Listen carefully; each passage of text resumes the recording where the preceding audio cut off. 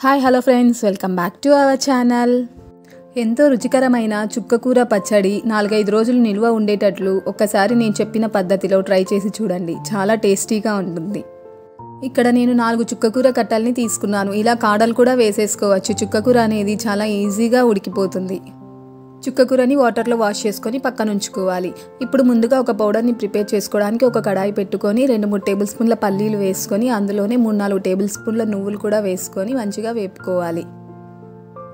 ఇక్కడ నువ్వులు నచ్చని వాళ్ళు పల్లీలే ఇంకా కొన్ని వేసుకొని వేపుకోవచ్చు. కానీ నువ్వులు వేయడం వలన పచ్చడి అనేది మనకి చాలా టేస్టీగా ఉంటుంది. హెల్త్కి కూడా చాలా మంచిది. ఇప్పుడు ఇవి పక్కన ఉంచుకొని అదే కడాయిలో 1 స్పూన్ ధనియాలు, 1 స్పూన్ జీలకర్ర, 4-5 మెంతులు వేసుకొని వేపుకోవాలి.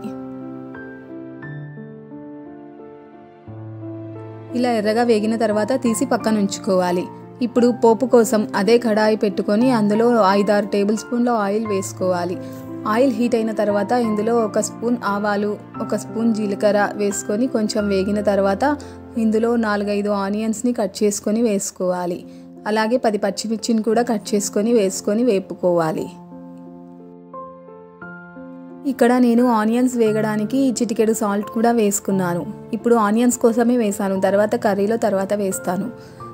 ఇందులో చిటికెడు పసుపు కూడా వేసుకొని ఒక 2 నిమిషాల పాటు వేపుకున్నాను.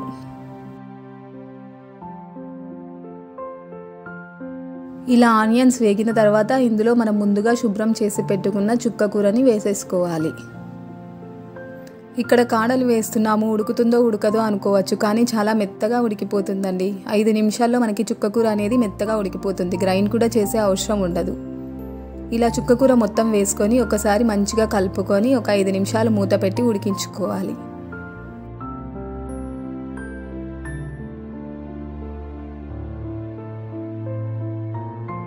ఈ చుక్కకూర ఉడికేలోపు ముందుగా మనము వేపి పెట్టుకున్న దినుసుల్ని గ్రైండ్ చేసుకుందాము.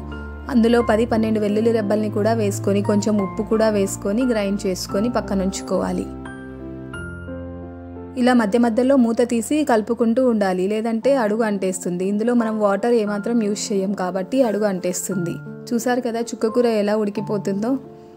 మళ్ళీ మూత పెట్టుకొని మళ్ళీ ఒక 2 నిమిషాలు మగ్గించుకోవాలి.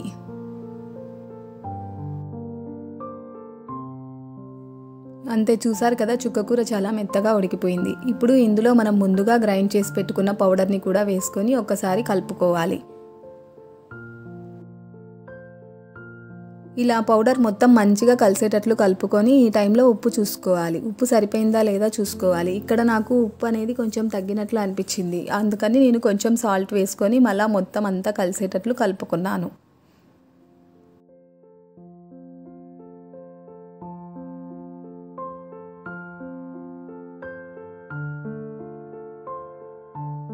ఇలా మొత్తం మంచిగా కలిసేటట్లు కలుపుకొని ఇప్పుడు మూత పెట్టుకొని ఒక 2 నిమిషాలు మగ్గించుకోవాలి.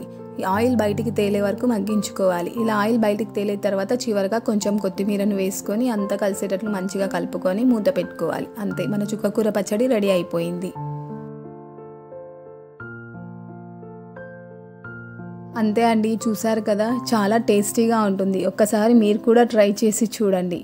చాలా బాగుంటుంది. 4-5 డేస్ నిల్వ కూడా ఉంటుంది. చపాతీ లేకైనా, అన్నం లేకైనా, బ్రౌన్ రైస్ లేక కూడా చాలా టేస్టీగా ఉంటుంది. మీరు కూడా ఒకసారి ట్రై చేసి ఎలా వచ్చిందో కామెంట్ చేయండి. మీకు కూడా ఈ డిష్ నచ్చినట్లయితే ప్లీజ్ లైక్, షేర్, సబ్స్క్రైబ్ చేయండి. Thank you for watching our video.